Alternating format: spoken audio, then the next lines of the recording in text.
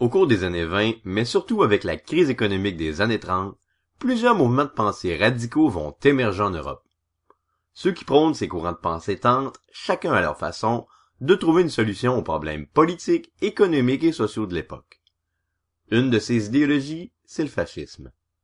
Ce courant de pensée, popularisé par Benito Mussolini en Italie et qui sera en bonne partie repris plus tard par Adolf Hitler en Allemagne, rejette en bloc les valeurs du siècle des Lumières. Les fascistes n'adhèrent pas au libéralisme ni à l'individualisme, tout en rejetant tout autant le communisme. Les partisans du fascisme se définissent aussi par un nationalisme raciste qui s'en prend notamment aux Juifs ainsi qu'à d'autres minorités.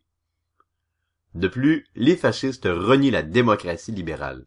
Ainsi, ils prônent une dictature contrôlée par leur parti et accordent une grande importance à leurs chefs qu'ils vont aduler. Au Québec, ce mouvement de pensée est incontestablement incarné par Adrien Arcan, celui qu'on a surnommé le Führer canadien.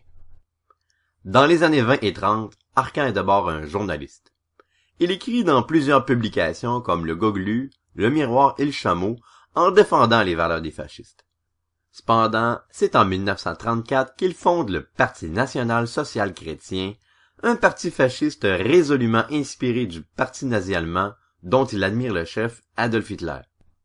Il va d'ailleurs imiter les fascistes européens en adoptant leurs rituels et leurs symboliques. Par exemple, on voit à Montréal les partisans d'Arcan portant des uniformes, les chemises bleues, faire le salut hitlérien en public. Ils tentent de démontrer leur force par leur propagande, ainsi que par leur présence dans différents événements. Au Québec, il est difficile de dire exactement combien de personnes ont adhéré au fascisme, mais on sait cependant que leur présence a suscité plusieurs controverses. Une de celles-ci concerne une fresque peinte par Guido Nincheri dans l'église Notre-Dame de la Défense, à Montréal, au début des années 30. L'artiste avait peint sur celle-ci un portrait de Benito Mussolini, ce qui a amené plusieurs observateurs de l'époque à le soupçonner d'être sympathique à la cause fasciste.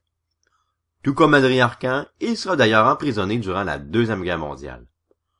On peut observer d'autres manifestations du fascisme au Québec dans les autres publications d'Adrien Arcan, ou encore sur certaines affiches antisémites, comme celle du village de Sainte-Agathe.